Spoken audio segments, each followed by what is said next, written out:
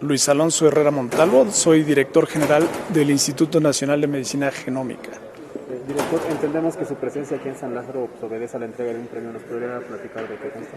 Sí, bueno, es un reconocimiento que hace la Comisión de Ciencia, Tecnología e Innovación de la Cámara al INMEGEN por la labor que ha desarrollado en los últimos años, principalmente durante la pandemia, que hicimos trabajo conjunto con Cámara de Diputados, por ejemplo, en la aplicación de pruebas de detección en la población que trabaja en Cámara de Diputados durante el año 2020 y también, bueno, en general en lo que hicimos con la población en México y principalmente en la Ciudad de México.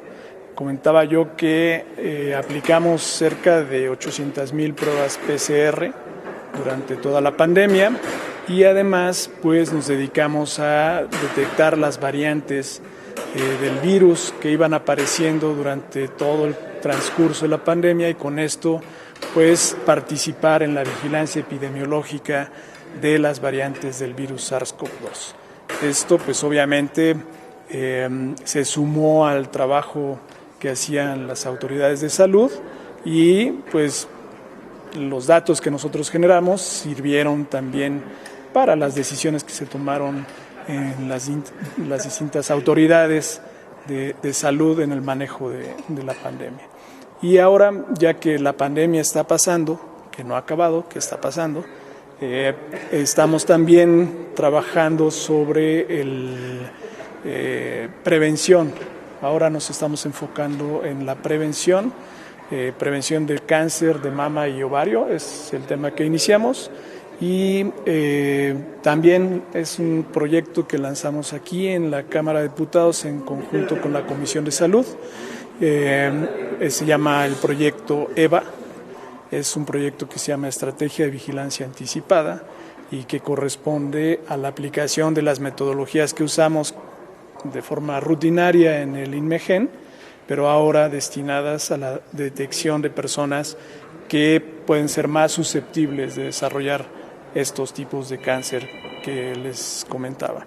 Y finalmente otro trabajo en el cual también incursionamos ahora en colaboración con la Subsecretaría de Gobernación, con el maestro Encinas y la Comisión de Búsqueda, participar en la identificación humana, restos que son muy difíciles de manejar porque pues han sido maltratados o ya tienen mucho tiempo de haber sido enterrados o con tratamientos químicos o simplemente son muestras muy pequeñas. Estas muestras difíciles son las que nosotros vamos a estar tratando de participar en el proceso de identificación. Estas muestras se mandan o se estaban mandando a Innsbruck y bueno, ahora con la tecnología que nosotros tenemos y que usamos para otras aplicaciones, pues lo estamos utilizando para la identificación humana. Entonces, estos tres proyectos que les menciono, pues la idea es trasladar el conocimiento que generamos dentro de la institución, en los laboratorios de investigación, ahora para un beneficio directo de la población en México. Entonces, pues sí nos da mucho gusto, genera mucho trabajo, es un trabajo distinto a los que estamos acostumbrados como investigadores en un laboratorio, pero pues al final de cuentas nos enorgullece poder participar en la solución de problemas que presenta nuestra población. Doctor, hace años ya que se hizo, voy a utilizar este término, como el desdoblamiento del genoma de los mexicanos y se detectaron casi por etnias qué tipo de enfermedades eran las más propensas a tener cada tipo de población. En este caso, después del COVID, ¿ustedes han detectado alguna mutación, algún cambio en la genética de quienes padecieron COVID fuerte o moderado? Y también, bueno, ahorita le pregunto sobre lo del cáncer. En el caso de COVID hemos estado trabajando, de hecho estamos trabajando sobre la identificación de variantes genéticas que pudieron o que están asociadas con un curso de la enfermedad más grave o incluso hay personas que no les ha dado COVID. aunque han estado expuestas. Es un grupo muy reducido de personas a las cuales, a pesar de que han estado en contacto con personas con COVID o en ambientes donde hay muchas personas, ellas no se han contagiado. ¿Como el personal médico? Sí, pues de la población en general. Entonces queremos saber por qué protegió a esas personas. Entonces sí estamos haciendo estudios, todavía no tenemos resultados, pero bueno, al final de cuentas esa investigación pues va a tener su repercusión a futuro, y lo que yo siempre he dicho es que el conocimiento muchas veces no tiene una aplicación inmediata. En este caso hay que esperar. Por ejemplo, las vacunas que se produjeron contra COVID no fueron resultado de un conocimiento que se haya generado en el año o en los 2 años que duró COVID. Era investigación y conocimiento que se generó previamente durante muchos años de investigación, y muchas veces ni siquiera enfocada a enfermedades infecciosas, sino a otras enfermedades. Entonces ya se tenía esa tecnología, se tenía ese conocimiento, y permitió que en tiempo récord, porque en un tiempo de no más de año y medio, se generaran distintas oportunidades de vacunas, de vacunación, y que pues fueron las que se aplicaron a toda la población mundial, y que con esto pues se logró abatir el número de muertes, sobre todo por COVID. ¿Pero han tenido ustedes algún resultado de que hayan estudiado a esas personas que les dio COVID, a las personas que vacunaron, de qué forma aún no influyó? tenemos, aún no lo tenemos. Está en proceso. Ese tipo de estudios no son tan fáciles. Hay que planearlos muy bien y realizarlos muy bien para que pues, los resultados puedan ser vinculados, ¿no?, con la clínica, sobre todo. Entonces, pero esperemos que muy pronto podamos empezar a ya publicar estos resultados. Y la interrelación que tuvieron, por ejemplo, los investigadores mexicanos en este tema con los del extranjero, ¿cuáles fueron los resultados? ¿A qué nivel estaba la investigación de México? Pues nuestro país hubo varios grupos de investigadores que participaron en el abatimiento de la pandemia. Muchos de ellos participaron en proyectos colaborativos de nivel internacional, por ejemplo en vacunas, ¿no? Hubo algunas vacunas que el número necesario de personas involucradas durante los estudios clínicos es muy amplio y no podía hacerse en un solo país. Entonces, grupos mexicanos de instituciones públicas y privadas participaron en ese tipo de proyectos. Por ejemplo, en la vigilancia y en la aparición de nuevas variantes, también es una colaboración internacional. ¿Por qué? Porque todo lo que nosotros hacemos y detectamos de variantes, lo subimos a una plataforma, además de reportarlo a las autoridades mexicanas, lo subimos a una plataforma que es internacional, y ahí se van juntando todos los casos que ocurren en el mundo. Entonces, de alguna forma, estamos colaborando con información para que se vaya viendo el desarrollo de la pandemia en todo el mundo. En el caso del cáncer de ovario y de mama, ¿cuáles son los factores que ustedes han encontrado que son los que influyen más para que una mujer desarrolle esa enfermedad?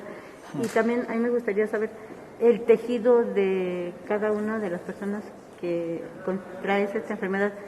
¿Qué tiene como para que sean propensas a contraerlo?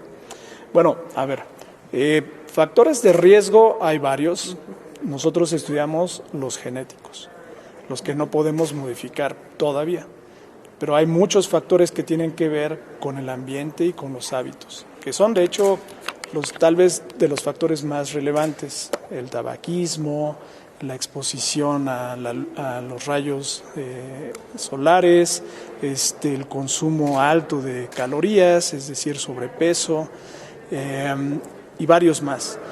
Pero los factores genéticos, que son esas variaciones en el genoma que nos hace particulares a cada uno de nosotros, esos son los que nosotros nos enfocamos a detectar. Entonces, ya hay relación de algunas mutaciones en genes que participan principalmente en la reparación del daño a la información genética, que cuando están de alguna manera, producen proteínas que son defectuosas y que por lo tanto no llevan a cabo una buena reparación.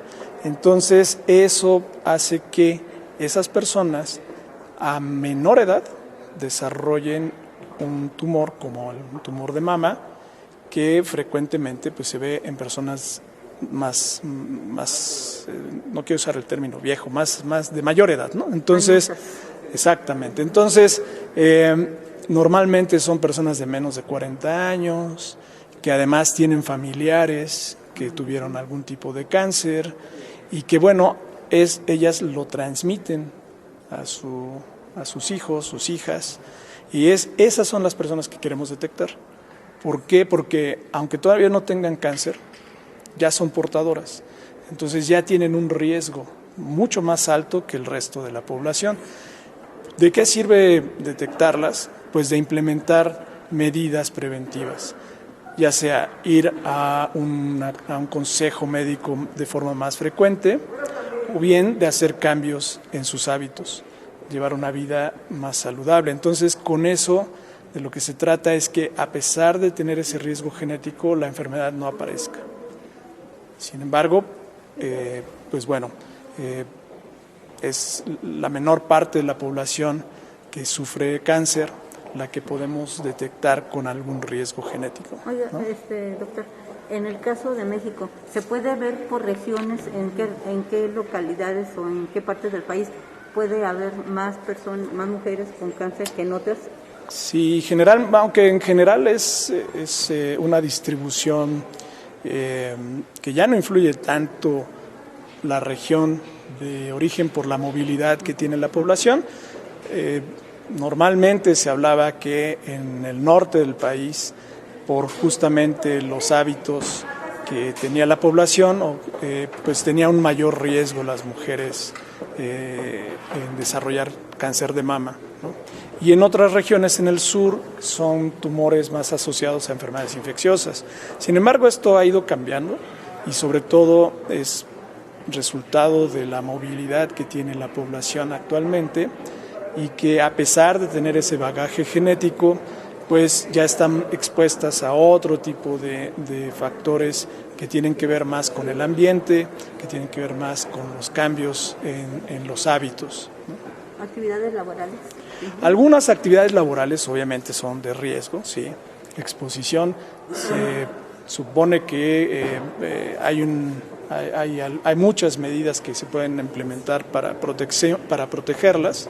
Las personas que se exponen a solventes, por ejemplo, hay formas de que se puedan proteger, ¿no? Ya finalmente de mi parte, doctor, preguntarle, ¿el INMEGEN está utilizado ya por 100% de investigadores mexicanos? Porque yo veía hace tiempo que había muchos laboratorios ahí trabajando y los laboratorios extranjeros sobre todo. No, ¿Ya? eso es 100% mexicano. No, sí, sé que es 100% Sí. mexicano, pero me refiero a que había muchos laboratorios particulares haciendo trabajos de investigación ahí. No, ya no, es público totalmente. Sí.